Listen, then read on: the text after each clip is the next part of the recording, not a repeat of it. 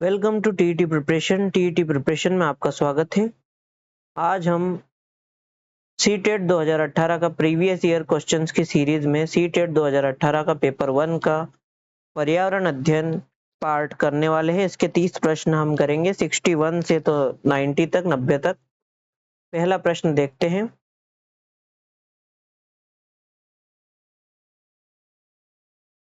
पहला प्रश्न देखते हैं, आइए। पहला प्रश्न लिखा है, दिख रहा होगा आपको। What is the location of Jammu and Kashmir and Goa with respect to Bihar in India? Bharat में बिहार के सापेक्ष जम्मू कश्मीर और गोवा की स्थिति क्या है? यह पूछा गया है कि बिहार के सापेक्ष जम्मू कश्मीर, जो कि हमारे भारत देश के नक्शे में सबसे ऊपर है, और गोवा जो नीचे है, उस बिहार के सापेक्ष उनकी स्थितियां बताना है। तो कोई भी नक्शा है, मान लीजिए इस प्रकार का नक्शा है, तो इस साइड हमेशा ईस्ट होती है, मतलब पूर्व होता है। इस साइड वेस्ट होता है, मतलब पश्चिम। ऊपर की साइड होता है नॉर्थ, मतलब उत्तर। नीचे होता है साउथ, मतलब दक्षिण। अब बाई चांस इस रीजन में कोई आएगा तो साउथ ईस्ट या ईस्ट साउथ ईस्ट, इधर नॉर्थ ईस्ट आ जाएगा, इधर नॉर्थ वेस्ट आ जाएगा, और इधर साउथ वेस्ट आ जाएगा। ठीक, यहाँ कहीं कोई रीजन उपस्थित हो तो बिहार के सापेक्ष आपको बताना है। तो इसके लिए आपको क्या याद होना चाहिए? तो इसके लिए आपको हमारे प्यारे भारत देश का नक्शा, मोटा मोटी चीजें उसकी याद होनी चाहिए कि कौन सा राज्य कहाँ है, और अपना जो प्रदेश है वो तो याद ही होना चाहिए। जैसे मेरा है मध्य प्रदेश, जो कि भारत देश के हृदय में निवास करता है, भारत माता के हृदय में हम रहते हैं, तो मध्य प्रदेश में है, हमारा सौभाग्य है। इसी प्रकार बिहार के सापेक्ष हमें जम्मू कश्मीर, जो कि ऊपर है, और गोवा जो कि इधर किधर रीजन में है, तो बिहार के सापेक्ष हमें बताना है। तो पूर्व और पश्चिम में है, मतलब बिहार के सापेक्ष जम्मू कश्मीर पूर्व में और गोवा पश्चिम में है, तो नहीं है। पश्चिम पूर्व में है, बिहार के सापेक्ष पश्चिम में, मतलब इधर है, और पूर्व में मतलब इधर है, तो बिल्कुल नहीं, इधर भी नहीं है। बिहार के सापेक्ष जम्मू कश्मीर और गोवा, उनकी बात हो रही है। तो जम्मू कश्मीर क्या पश्चिम तरफ है? तो नहीं है। बिहार के सापेक्ष, बिहार यहाँ कहाँ है, यूं समझ लीजिए यहाँ कहाँ है। एग्जैक्ट पूरा नक्शा नहीं है, नहीं तो मैं बता पाता आपको। तो आप स्वयं से नक्शा देखकर भी इस तरह के सवालों की प्रैक्टिस आप करें। तीसरा वाला है उत्तर पश्चिम। बिहार के उत्तर पश्चिम, मतलब इधर कहीं जम्मू कश्मीर है, तो बिल्कुल है। और दक्षिण पश्चिम में गोवा है, तो इधर साइड कुछ गोवा है, तो बिल्कुल सही है। और ये जो पेपर हम पढ़ रहे हैं 2018 की जियोग्राफी के हिसाब से है। उस समय जम्मू और कश्मीर सेपरेट बॉडी नहीं थी, दोनों को साथ में ही लिया जाता था, जम्मू कश्मीर नाम साथ में लिया जाता। अब जम्मू अलग है, कश्मीर अलग है, दोनों की टेरिटरीज भी अलग अलग कर दी गई है। जम्मू रीजन अलग है, कश्मीर रीजन अलग है, लद्दाख भी अलग कर दिया गया है। तो आप अप टू डेटेड रहिए, करंट अफेयर्स वगैरह पढ़िए। तो तीसरा नंबर का ऑप्शन सही हो जाएगा, क्योंकि ये बहुत ही, इसमें कुछ सोचने की आवश्यकता नहीं थी, मतलब ये निश्चित उत्तर वाला क्लोज एंडेड क्वेश्चन था, जिसमें निश्चित उत्तर है। तो बकायदा हमारा भारत का नक्शा निश्चित है, तो उसमें जो टेरिटरीज है वो भी निश्चित होंगी, तो हमें निश्चित उत्तर ही देना पड़ेगा। और इसके लिए आपको हमारे भारत देश का नक्शा पता होना चाहिए, और आप समय समय पर अपना नॉलेज इंक्रीज करते रहिए। भारत का नक्शा भी रखिए अपने रूम में, चिपका कर रखिए, और समय समय पर ऐसे प्रश्न आए, प्रश्नों की प्रैक्टिस कीजिए और देखते रहिए। अगला प्रश्न देखेंगे 62 नंबर का।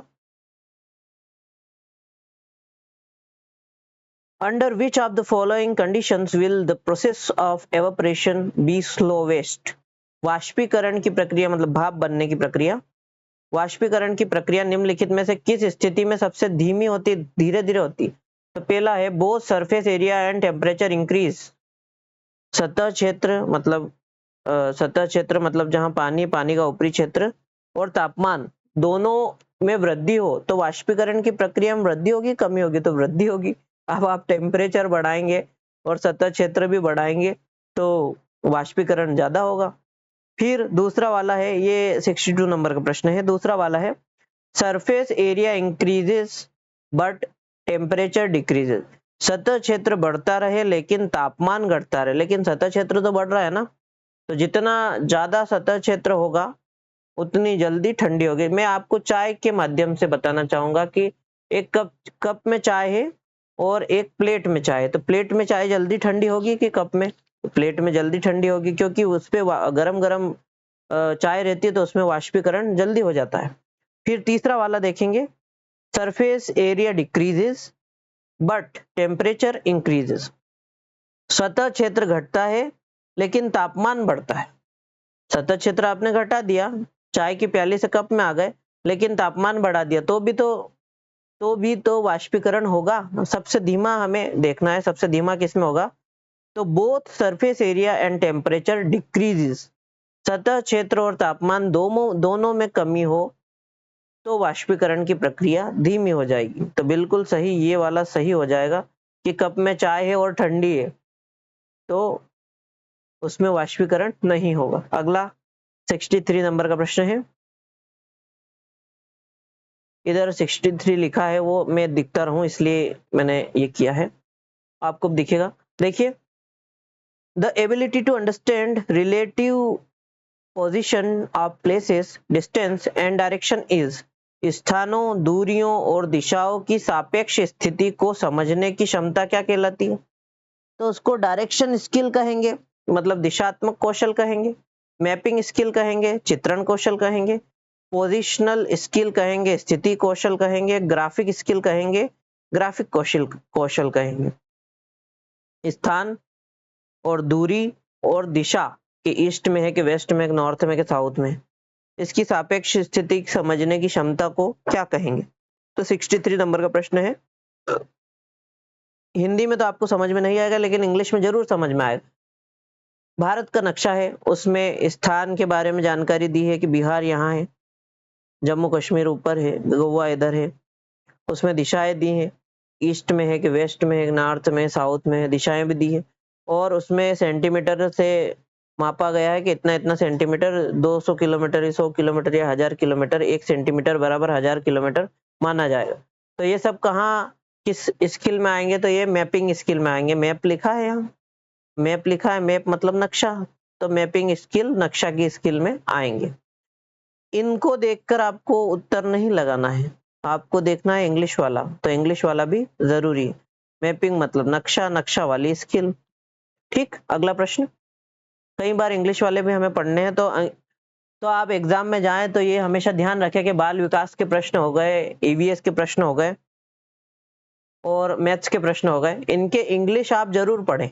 इंग्लिश वर्जन आप पढ़ेंगे तो आपको समझने में आसानी होगी, और बोर्ड जो परीक्षा लेता है वो अंत तो गत्वा सही प्रश्न जो मानता है वो इंग्लिश का ही मानेगा कि इंग्लिश में क्या लिखा है। अगर इंग्लिश में सही लिखा है तो सही मानेगा।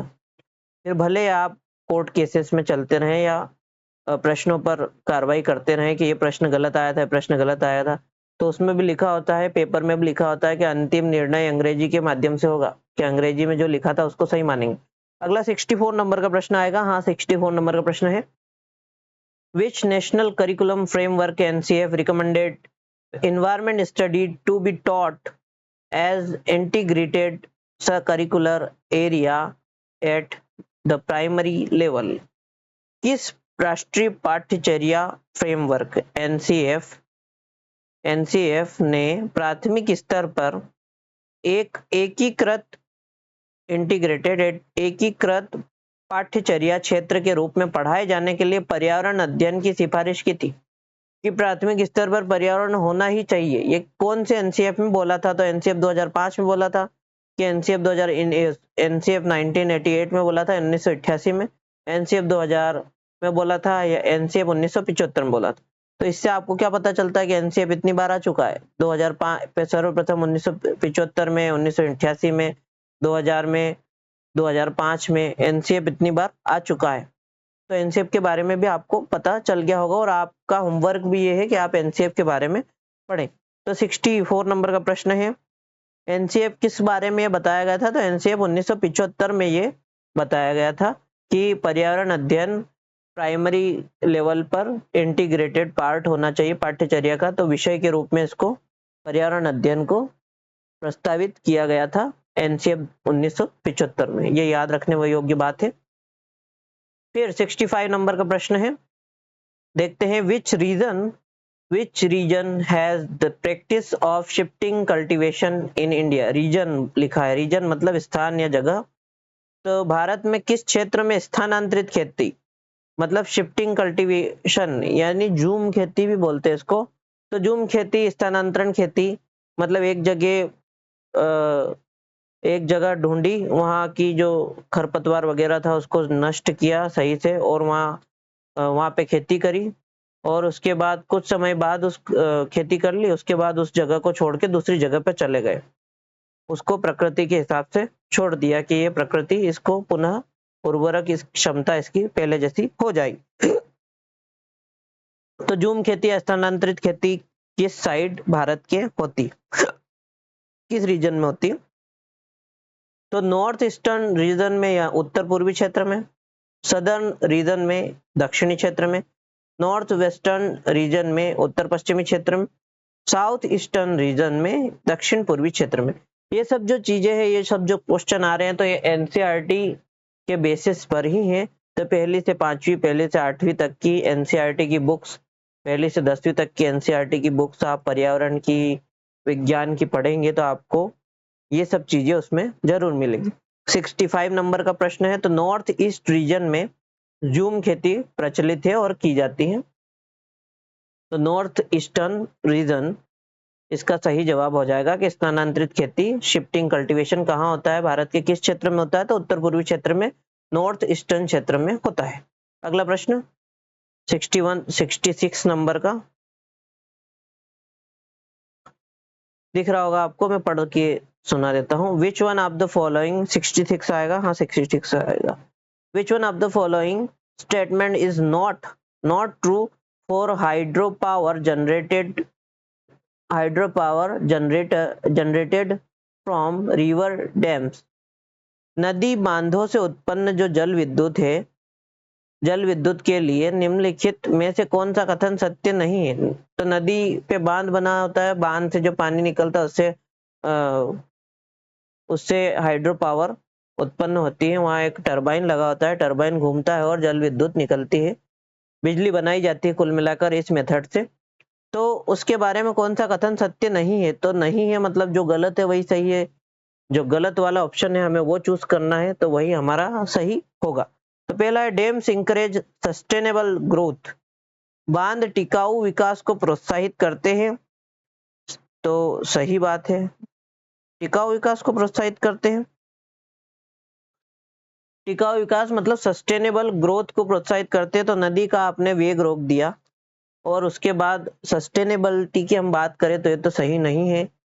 सस्टेनेबल जो ग्रोथ है वो कैसे होगी? तो विंड एनर्जी हो गई, पवन चक्की है, या सोलर पैनल हो गए, इनके माध्यम से जो बिजली उत्पादित की जाती है वो सस्टेनेबल ग्रोथ में आएगी। फिर दूसरा है it does not polluted water on और एयर, यह पानी या हवा को प्रदूषित नहीं करता है। तो पानी और हवा को प्रदूषित तो नहीं करता है, ये सही है, सही बात है। फिर hydro power facilities can have large environmental impact, जल विद्युत सुविधाओं से बड़े पर्यावरणीय प्रभाव हो सकते हैं। हाँ ठीक बात है ये भी। फिर कौन सा है? चौथा वाला, dams displace indigenous people from their river lifelines, बांध स्वदेशी लोगों को अपनी नदी की जीवन रेखाओं से अलग करते हैं। तो ये भी बात सही है कि अलग करते हैं, बहुत सारे गांवों को शिफ्ट किया जाता है जब भी बांध बनाया जाता है अलग अलग जगहों पे। तो कौन सा सही नहीं है? तो ये सस्टेनेबल ग्रोथ इनको इंकरेज नहीं करते हैं बांध। कौन इंकरेज करता है फिर? तो विंड एनर्जी हो गई, सोलर एनर्जी हो गई, ये एनर्जी जो है वो सस्टेनेबल ग्रोथ को इंकरेज करती है। और डैम्स हो गया और जो न्यूक्लियर पावर प्लांट हो गए, ये सस्टेनेबल ग्रोथ को इंकरेज नहीं करते हैं। तो कौन सा सही नहीं है, तो ये वाला सही नहीं है।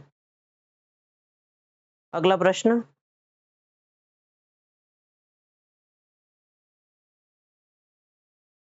अगला प्रश्न 67 नंबर का, 67 नंबर का प्रश्न है, पहला वाला सही हो जाएगा इसका, तो 66 का, कि टिकाऊ विकास को प्रोत्साहित नहीं करते, ये बांध भी नहीं करता, न्यूक्लियर पावर प्लांट भी नहीं करते, कोल पावर प्लांट भी नहीं करते, जो कोयले से पावर प्लांट चलते हैं वो भी।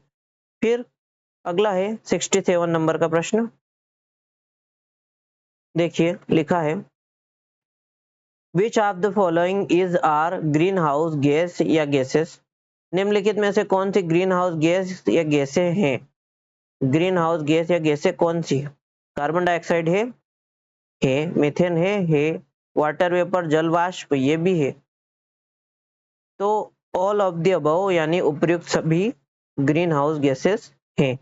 ग्रीन हाउस गैस क्या होती है, तो जो पृथ्वी के वातावरण में तापमान में वृद्धि करे, किनकी वजह से वृद्धि होती है, तो जल वाष्प है, मीथेन है, कार्बन डाइऑक्साइड है, ये ताप को अवशोषित करके रखती है, तो इसलिए इनकी वजह से पृथ्वी का जो ग्लोबल वातावरण है, ग्लोबल टेम्परेचर है, वो इंक्रीज हो रहा है। 68 नंबर का प्रश्न है, why are cold desert in India not affected by the monsoon? Bharat में जो ठंडे रेगिस्तान मानसून है, जो ठंडे रेगिस्तान है जैसे लद्दाख है और कुछ गुजरात का कच्छ हो गया, ये मानसून से प्रभावित क्यों नहीं होते, ये हमें बताना है। 68 नंबर का प्रश्न है, पहला ऑप्शन है cold desert have not summers and extremely cold winters, ठंडे रेगिस्तानों में गर्म गर्मियां और बेहद ठंडी सर्दियां होती है, तो होती बिल्कुल सही है। दूसरा है cold desert lie in the rain shadow of the Himalayas, ठंडे रेगिस्तान हिमालय की वृष्टि छाया में होते हैं, तो लद्दाख जो है, हाँ ठीक है, पहाड़ों की छाया में है, ये भी सही लग रहा है। फिर air is very thin in cold desert, ठंडे रेगिस्तान में हवा बहुत पतली कम होती है, ठीक है।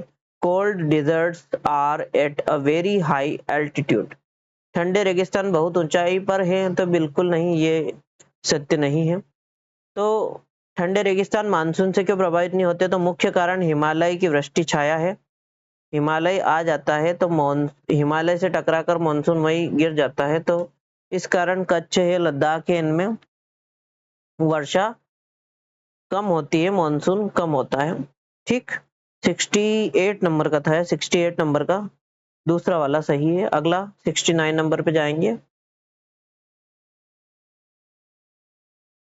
प्रश्न पढ़ेंगे, which one of the following is responsible for turning Taj Mahal yellow, Taj Mahal के पीले होने के लिए निम्नलिखित में से कौन सा जिम्मेदार है, ताजमहल समय के साथ पीला होता जा रहा है, पहले वो पूरा व्हाइट था, पूरा सफेद था, तो किस गैस के कारण हो रहा है, तो नाइट्रोजन डाइऑक्साइड इसके कारण हो रहा है क्या, 69 नंबर का प्रश्न है। सल्फर डाइऑक्साइड, सल्फर डाइऑक्साइड के कारण हो रहा है, कि सल्फर के कारण, सल्फर नॉर्मली सल्फर जो है वातावरण में वो सल्फर डाइऑक्साइड के रूप में फैला हुआ है, क्लोरीन के कारण, तो क्लोरीन के कारण नहीं, सबसे उचित आंसर है इसका सल्फर डाइऑक्साइड, तो सल्फर डाइऑक्साइड के कारण ताजमहल पीला होता जा रहा है। तो ये क्लोज इंडेड प्रश्न है, इसका निश्चित उत्तर है, तो हलवा प्रश्न बोलेंगे इसको, ये याद होना चाहिए, याद है तो याद है, नहीं याद है तो गलत आंसर पे क्लिक कर देंगे, या तुक्का जो भी मारे आप। तो 70 नंबर का प्रश्न है,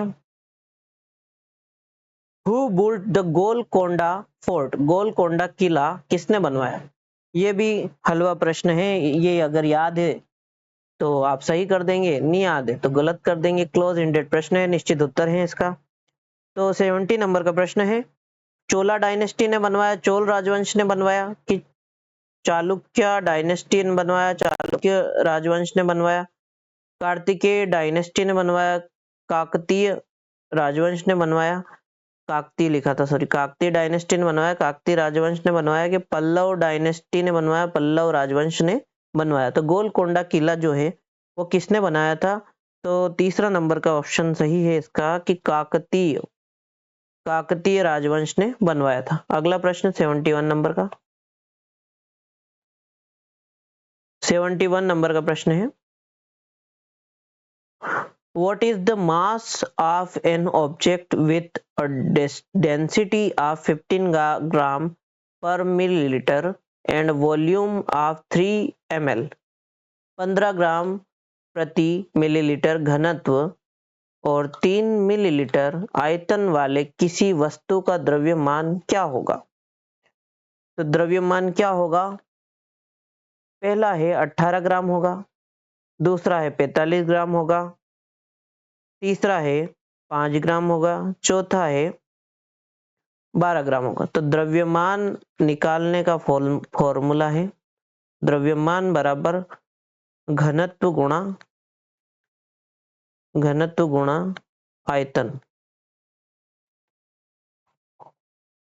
घनत्व यानी density D into V volume. तो 15 ग्राम है तो 15 गुणा 3 15 45 45 ग्राम उत्तर हो जाएगा। कौन से नंबर पे? दूसरे नंबर पे। दूसरा नंबर सही हो जाएगा, 71 नंबर का 2 हो जाएगा। ठीक है, अगला प्रश्न 72 नंबर का प्रश्न है, देखिए लिखा है which one of the following is the scalar quantity? निम्नलिखित में से कौन सी अदिश राशि है? अदिश राशि, अदिश और सदिश आपने कक्षा 9वीं और 10वीं में जरूर पढ़ा होगा। तो 9th और 10th में अदिश और सदिश राशियां दी गई है विज्ञान में। मास यानी कि द्रव्यमान, ग्रेविटी यानी कि गुरुत्वाकर्षण अदिश राशि है, कि मोमेंटम यानी कि संवेग, वेट यानी कि भार। अब 72 में से कौन सा है बताइए? 5 सेकंड दिया आपको। तो संवेग अदिश राशि जो है, अदिश राशि या स्केलर क्वांटिटी जो है वो जिसे मापा जा सके वो द्रव्यमान है। तो द्रव्यमान अदिश राशि है। द्रव्यमान क्या है? अदिश राशि है। ठीक, अगला प्रश्न अदिश और सदिश राशि भी आप पढ़ लेना, आज का होमवर्क है ये। 73 नंबर का प्रश्न है,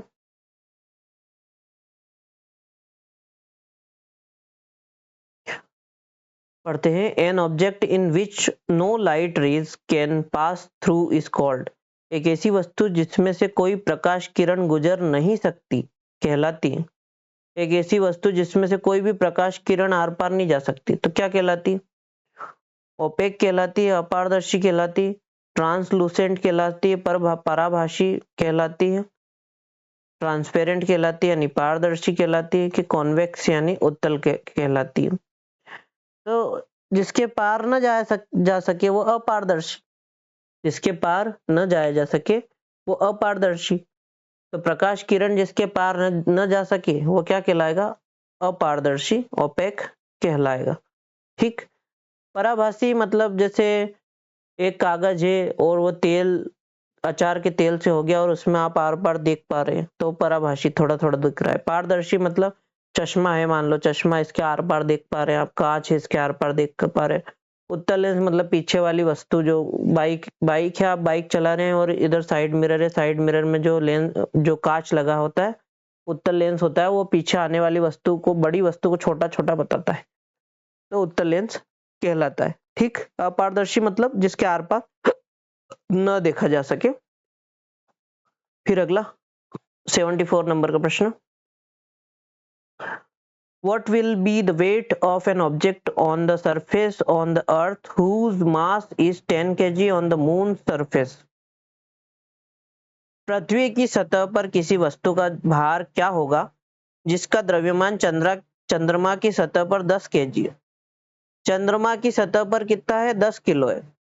तो पृथ्वी की सतह पर क्या होगा? 74 नंबर का प्रश्न है ये। तो इसका जवाब क्या होगा? 74 नंबर का प्रश्न है, देखते हैं। 60 केजी होगा कि 10 केजी होगा कि 60 न्यूटन होगा कि 10 न्यूटन होगा? तो 10 केजी का व्यक्ति है चंद्रमा की सतह पर, तो वो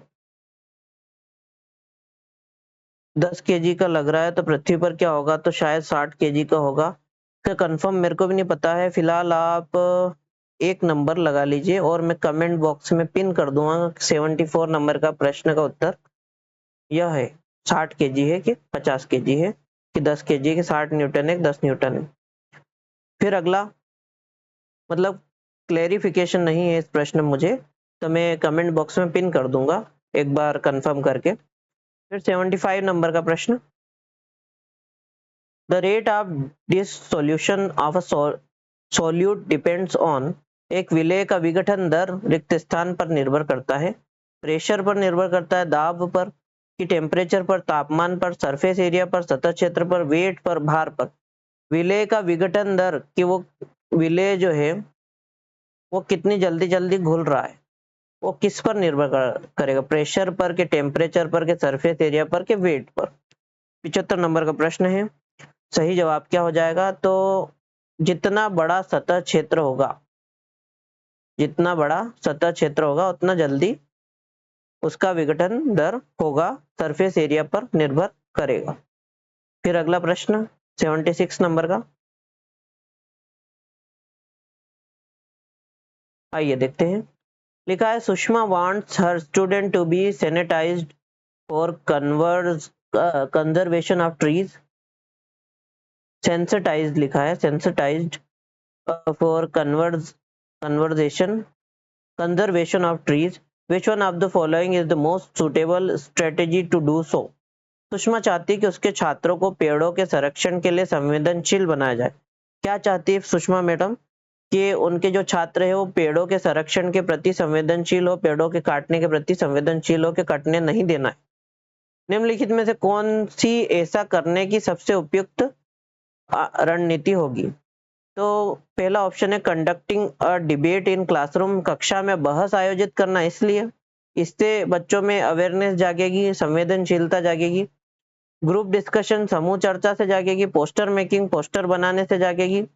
कि helping children to adopt and nurture a plant, बच्चों को एक पौधे को अपनाने और पोषित करने में मदद करना, कि बच्चों को एक एक पौधा दे दें कि इसको संभाल के रखना है, हम अगले साल या 6 महीने 2 महीने बाद आपके घर आके देखेंगे, या स्कूल में, स्कूल के ग्राउंड में उनसे पौधा लगवा दे एक एक उनके नाम का, और बच्चों से कहें कि हम 1 महीने बाद इसको देखेंगे, तब तक आपको इसका भरण पोषण करना है, इसको नर्चर करना है, इसमें पानी देना है, खाद देना है, जो भी उनको उचित लगे उसकी देखभाल करना है, जानवरों से बचाना है।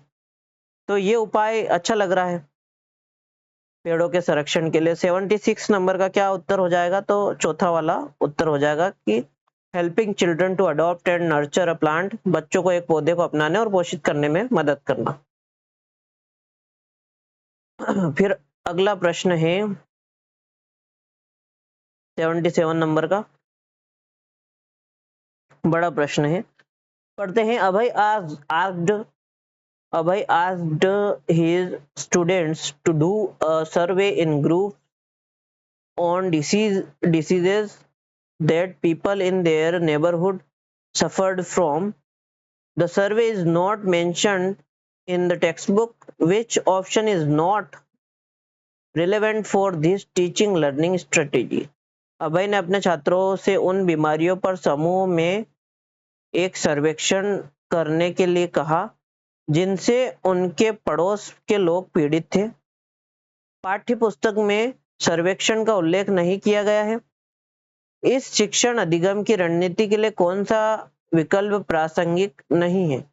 तो अभय टीचर है, उनने बच्चों को बोला कि अपने आस पड़ोस में कौन कौन सी बीमारियां उसके बारे में सर्वे करो, कि कौन कौन से लोग आपके आस पड़ोस में, कौन कौन लोग कौन कौन सी बीमारियों से पीड़ित ग्रसित रहे हैं पिछली बार या पिछले कुछ सालों में या अभी, और उसके बारे में सर्वे करो। और पाठ्य पुस्तक में सर्वे के बारे में कुछ उल्लेख नहीं है।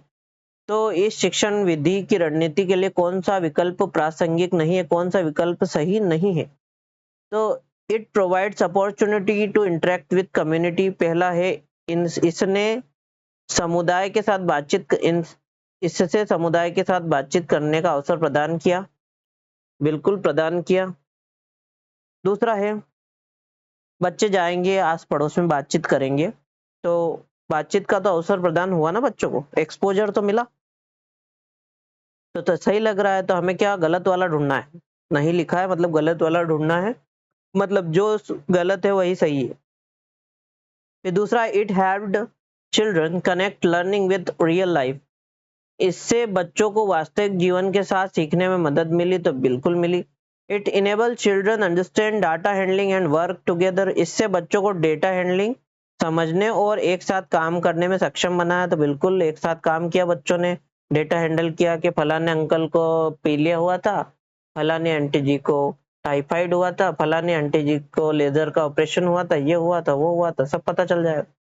चौथा वाला है, it help the community understand the diseases that they suffered from, इससे समुदाय को उन बीमारियों को समझने में मदद मिली जिनसे वे पीड़ित थे। तो भैया जो पीड़ित था उसको तो पता ही है ना कि उसको कौन सी बीमारी थी, उसने इलाज करवाया होगा, उसके बाद की प्रोसेस बता रहे हैं बच्चे। बच्चे तो बाद में आए, पूछने आए, मतलब बाद में आए हैं कि भैया आपको कौन सी बीमारी थी, तो बीमारी का इलाज तो हो चुका है। तो समुदाय को समझने में मदद नहीं मिली, बच्चों को समझने में मदद मिली, क्योंकि समुदाय समुदाय सर्वे नहीं कर रहा था, बच्चे कर रहे थे, बच्चे कर रहे थे आपस में, बच्चे मिलजुल कर सीख रहे थे। तो चौथा वाला गलत है, जो गलत है वही सही है, तो जो नहीं है प्रासंगिक नहीं है, तो ये चौथा वाला प्रासंगिक नहीं है। समुदाय के लोग थोड़ी सीख रहे हैं, बच्चे सीख रहे हैं। 78 नंबर का प्रश्न है, प्रश्न बड़ा है, थोड़ा साइज छोटा कर देते हैं, दिख रहा होगा आपको, ठीक है पढ़ते हैं। 78 नंबर का प्रश्न आएगा, बिल्कुल 78 नंबर का प्रश्न है। To talk about emergency situation, Priya asked children experience when they faced any emergencies. Children narrated their experience with fire, electricity shock, and road accidents. She asked questions, assessed their existing understanding, and discussed safety aspects using resources such as road safety advertisement from newspaper, and also used LPG and electric bill to discuss safety guidelines on fire and electricity shock respectively. Which is the most appropriate approach that Priya employed? आपातकालीन परिस्थितियों के बारे में बात करने के लिए प्रिया teacher यहाँ, प्रिया ने बच्चों के अनुभव पूछे जब उन्हें कभी आपात स्थिति का सामना करना पड़ा। बच्चों ने आग, बिजली के झटके और सड़क दुर्घटना के साथ अपने अनुभव सुनाए।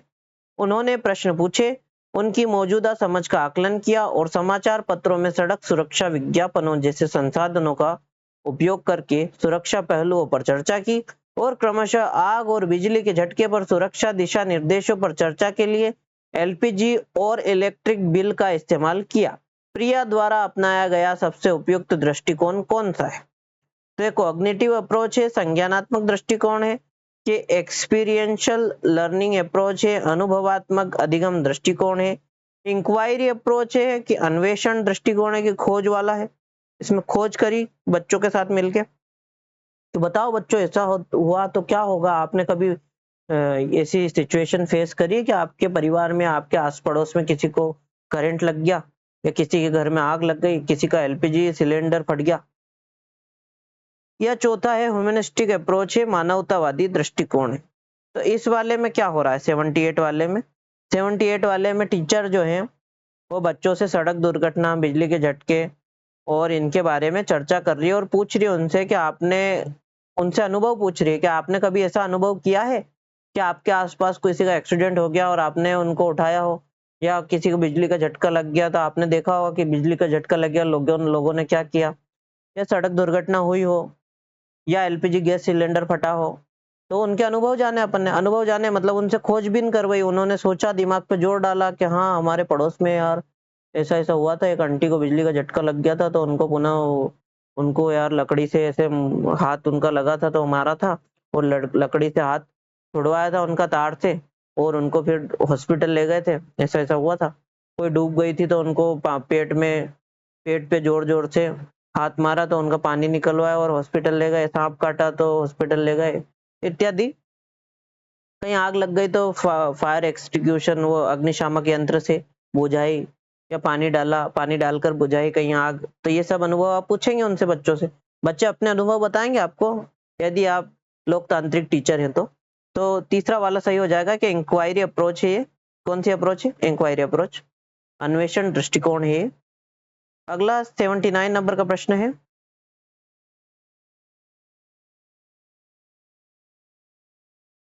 आइए पढ़ते हैं। 79 नंबर का प्रश्न आएगा, हाँ 79 नंबर का प्रश्न आएगा, देखते। Community is an important teaching and learning resource because, समुदाय समुदाय जो है एक महत्वपूर्ण शिक्षण और अधिगम संसाधन है, क्योंकि समुदाय जो है, हमारा समुदाय जो है वो महत्वपूर्ण शिक्षण और अधिगम सीखने का और टीचिंग का संसाधन है, क्योंकि it is inexpensive and accessible, यह सस्ता और सुलभ है, इसलिए क्योंकि यह सस्ता और सुलभ है समुदाय की। दूसरा वाला, elderly people are wise and have time, बुजुर्ग लोग बुद्धिमान है और उनके पास समय है। ऐसा तो बुजुर्ग तो बिल गेट्स भी है, जेफ बेजोस भी है, पर उनके पास समय ही नहीं हमारे लिए। मुकेश अंबानी जी भी बुजुर्ग हो गए हैं, लेकिन उनके पास हमारे लिए समय कहाँ है? तो ये भी ठीक नहीं लग रहा है। It provides learning opportunity in real sitting, यह वास्तविक परिस्थिति सीखने का अवसर प्रदान करता है। तो बिल्कुल समुदाय जो है वास्तविक परिस्थिति आपको बताता है, नई नई जीवन में कठिनाई आती है समुदाय में आपके, तो आप उन्हीं वास्तविक परिस्थितियों से सीखेंगे। चौथा है, one can accept all knowledge available in the community uncritically, कोई भी समुदाय में उपलब्ध समस्त ज्ञान को बिना आलोचना के स्वीकार कर सकता है। बिना आलोचना के तो आप रोटी स्वीकार नहीं करते कि मम्मी रोटी जली हुई है, सब्जी स्वीकार नहीं करते, तो कोई समुदाय में उपलब्ध समस्त ज्ञान को बिना आलोचना के कैसे स्वीकार कर लेगा? तो तीसरा वाला सही ऑप्शन है कि it provides learning opportunity in real setting, यह वास्तविक परिस्थिति में सीखने का अवसर प्रदान करता है। समुदाय जो है वास्तविक परिस्थिति में सीखने का अवसर प्रदान करता है।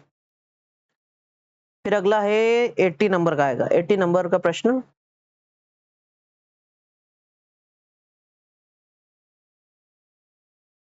आइए पढ़ते हैं।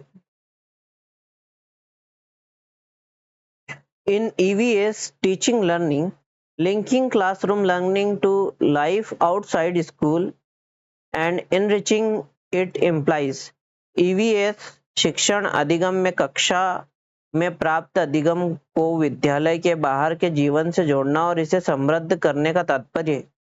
ईवीएस की शिक्षण अधिगम में कक्षा में प्राप्त अधिगम को विद्यालय के बाहर के जीवन से जोड़ना और इसे समृद्ध करना, इनरिच करना, ये इसका तात्पर्य है।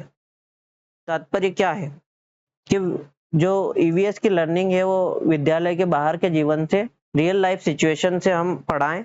तो इसका क्या तात्पर्य? 80 नंबर का प्रश्न है, going beyond the text book से बाहर जाना, केवल टेक्स्ट बुक में नहीं, टेक्स्ट बुक से बाहर की दुनिया के बारे में बच्चों को बताना, ये उद्देश्य है।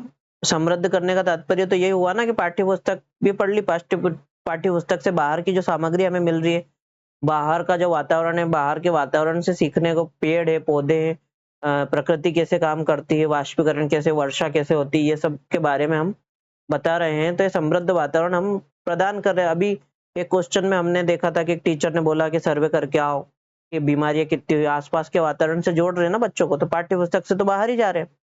Linking text book to global environment issues and concern, वैश्विक पर्यावरण मुद्दों और चिंताओं को पाठ्य पुस्तकों से लिंक करना, ये है विद्यालय के बाहर जाना, मतलब पाठ्य पुस्तकों से लिंक करना, ये नहीं है। होल स्कूल अप्रोच, पूर्ण विद्यालय दृष्टिकोण, ये भी नहीं है।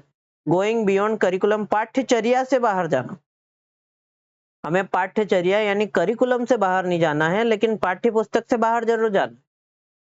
पाठ्यचर्या अलग है, पाठ्य पुस्तक अलग है। पाठ्यचर्या में सिलेबस दिया होता है, करिकुलम दिया होता है कि बच्चे को क्या क्या इस कक्षा में ज्ञान हो जाना चाहिए, और वो पाठ्य पुस्तक के माध्यम से भी दें आप, और बाहर के वातावरण से भी बच्चे को सिखाने का प्रयास करें। तो 80 नंबर का प्रश्न है, सही जवाब हो जाएगा पहला option, going going beyond the text book, पाठ्य पुस्तकों से बाहर जाना। ठीक, अगला प्रश्न 81 नंबर का, देखिए डिस्कशन बहुत जरूरी है इन प्रश्नों को हल करने के लिए।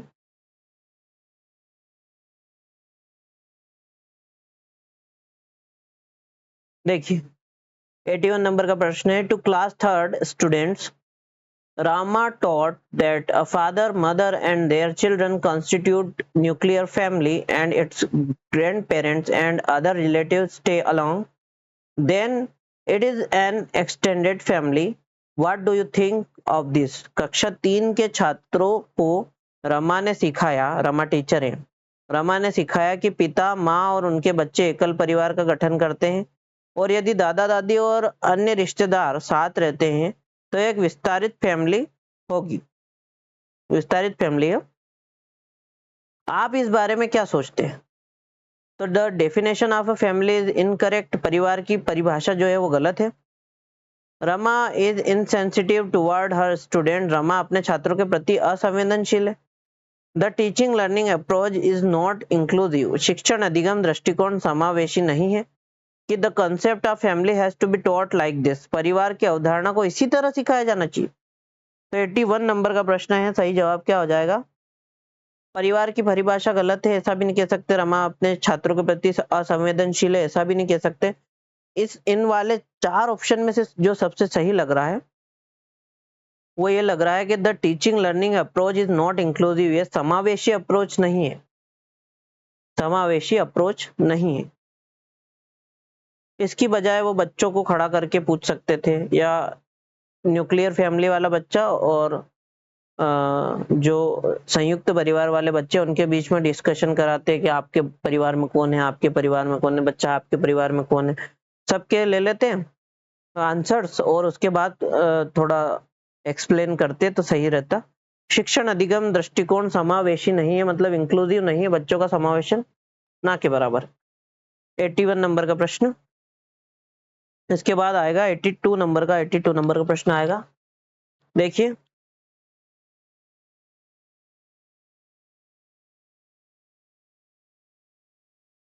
which of the following is are activities in EVS classroom, निम्नलिखित में से कौन सी EVS कक्षा में गतिविधि है या गतिविधियां हैं? EVS की कक्षा में कौन सी गतिविधियां हैं या गतिविधि है? पिक्चर रीडिंग, चित्र पढ़ना, ये गतिविधि है। फील्ड विजिट, फील्ड भ्रमण, ये भी गतिविधि है। यूज ऑफ ब्लैक बोर्ड, शाम पट्ट का उपयोग करना, ये भी गतिविधि है। तो ऑल ऑफ द अबव गतिविधि है, उपयुक्त सभी गतिविधियां हैं। 82 नंबर का प्रश्न है, उत्तर 4 हो जाएगा। अगला प्रश्न 83 नंबर का आएगा। Environmental studies curriculum may lead to holistic learning of children if it is, पर्यावरण अध्ययन पाठ्यक्रम बच्चों की समग्र शिक्षा का कारण बन सकता है यदि यह है इंटीग्रेटेड है, एकीकृत है, इंक्लूसिव है, समावेशी है, थेमेटिक है, विषयगत है, क्या उपयुक्त सभी है? क्या आएगा? पर्यावरण अध्ययन का पाठ्यक्रम बच्चों की समग्र शिक्षा का कारण बन सकता है यदि इनमें से कोई हो, तो इनमें से क्या होगा? 83 नंबर का प्रश्न है, उत्तर बताइए। तो भैया इंटीग्रेटेड भी होना चाहिए, इंक्लूसिव समावेशी भी होना चाहिए, थेमेटिक विषयगत भी होना चाहिए, तो सभी उत्तर उपयुक्त सभी सही हो जाएगा, उपयुक्त सभी आंसर होगा। अगला 84 नंबर का प्रश्न।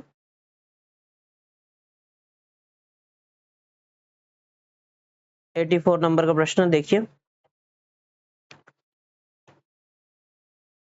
The EVS textbook has a chapter on snake charmer.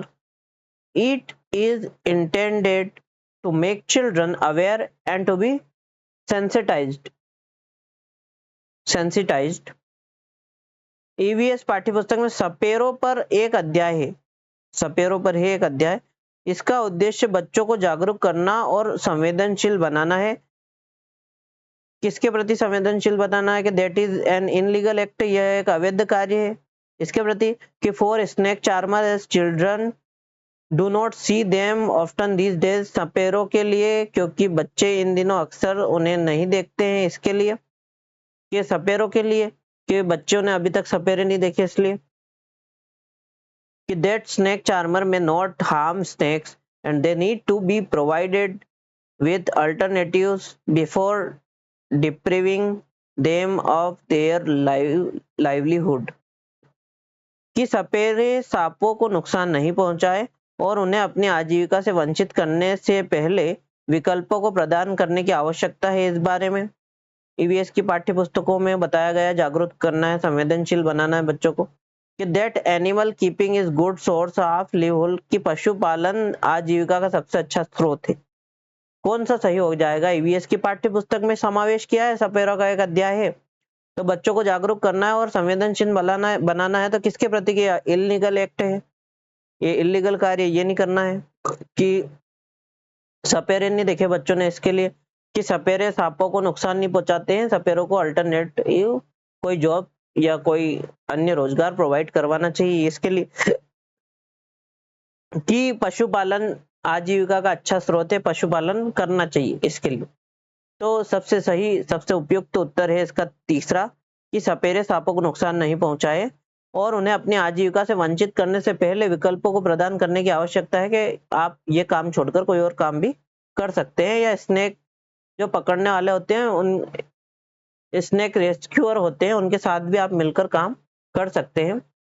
और जहर का भी व्यापार हमारे देश में होता है, तो जहर भी बहुत ही, सांपों का जहर भी बहुत ही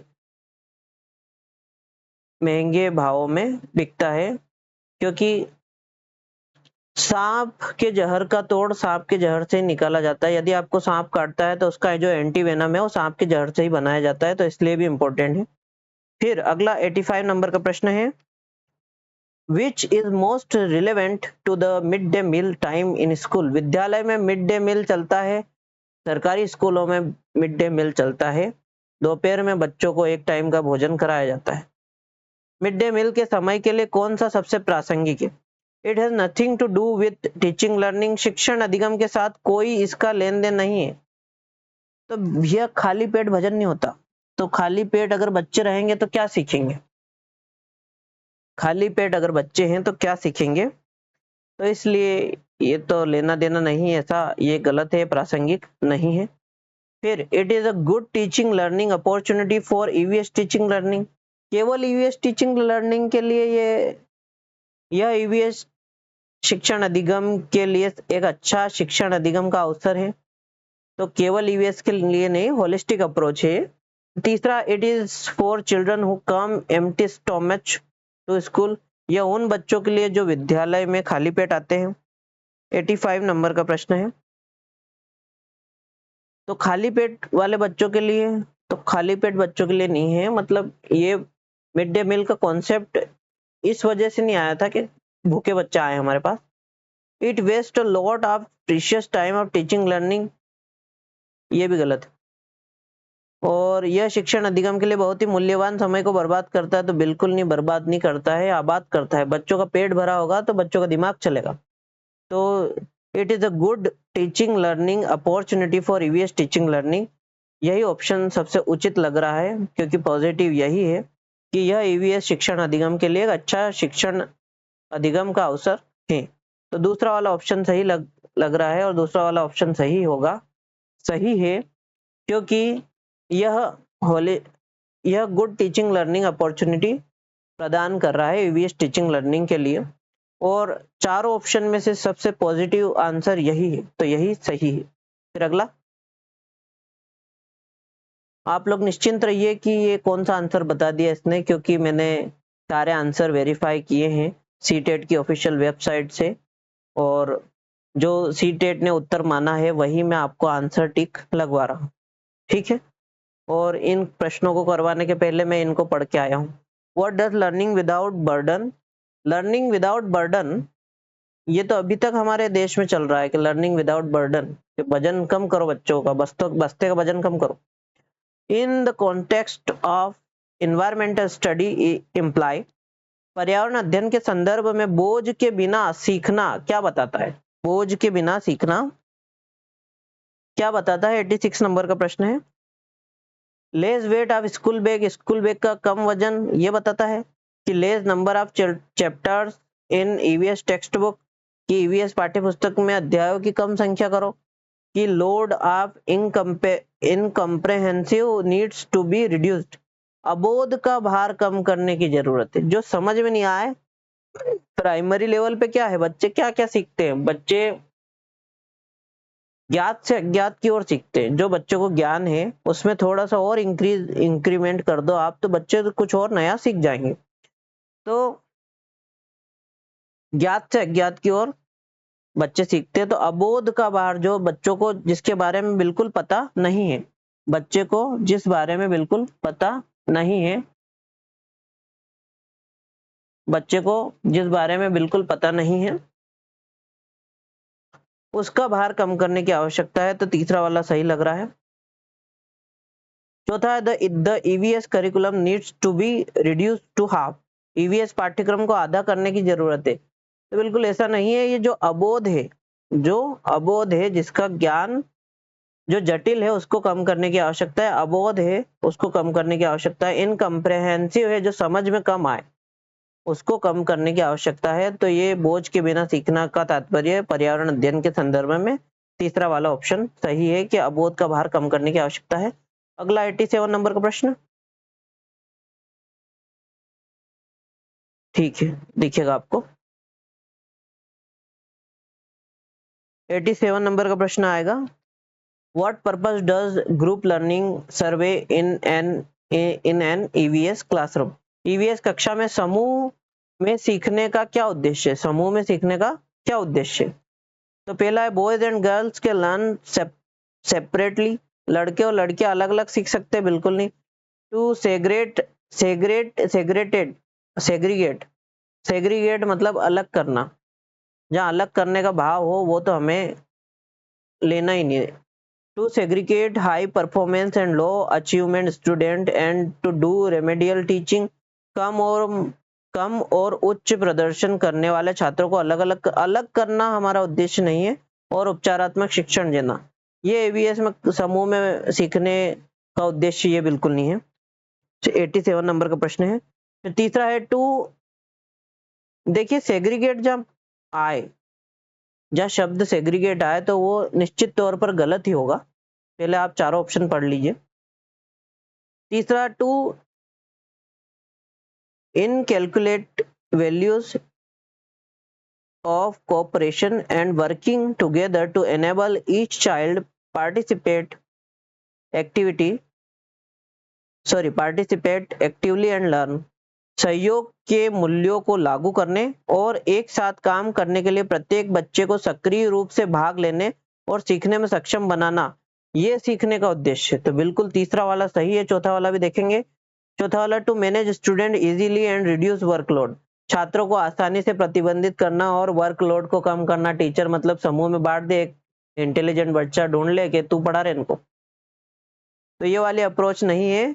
समूह में शिक्षण का मुख्य उद्देश्य ये है कि बच्चों में सहयोग के मूल्य विकसित हो और सक्रिय रूप से भाग ले सके बच्चे। फिर 88 नंबर का प्रश्न,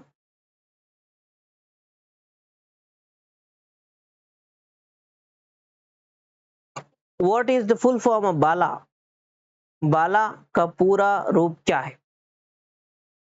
ये बाला बाला मूवी, किसी मूवी का गाना है तो उससे आप रिलेट ना करें। बाला एक अलग टर्म है, बाला का फुल फॉर्म है। तो फुल फॉर्म आपको ढूंढना है इन चार ऑप्शन में। तो 88 नंबर का प्रश्न है, बाला का पहला फुल फॉर्म है ब्रेन एडेड लर्निंग असाइनमेंट, मस्तिष्क सहायता प्राप्त अधिगम असाइनमेंट की।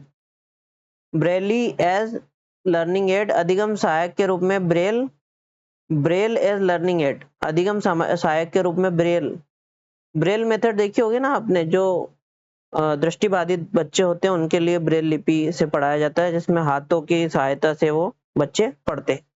तीसरा है बिल्डिंग एज लर्निंग एड, अधिगम सहायक के रूप में बिल्डिंग, BALA सबका है। तो बिल्डिंग एज लर्निंग एड, अधिगम सहायक के रूप में बिल्डिंग। ब्रेल वाला तो गलत ही। फिर Braille aided learning assignment, Braille सहायता प्राप्त अधिगम आकलन, ये भी गलत है। तो सही क्या हो जाएगा 88 का? तो 88 का सही आंसर हो जाएगा ब्रेन एडेड लर्निंग असाइनमेंट। ये गलत है, ये भी गलत है। सही एक ही बचता है, बिल्डिंग एज लर्निंग एड, अधिगम सहायक के रूप में बिल्डिंग, अधिगम सहायक के रूप में बिल्डिंग एज लर्निंग एड, ये वाला हमारा सही ऑप्शन हो जाएगा। तो सही ऑप्शन क्या है? तो 88 का सही ऑप्शन है तीसरा, third, building as learning aid, BALA का फुल फॉर्म है अधिगम सहायक के रूप में बिल्डिंग। आप इंग्लिश वाला याद रखिए। फिर अगला प्रश्न 89 नंबर का,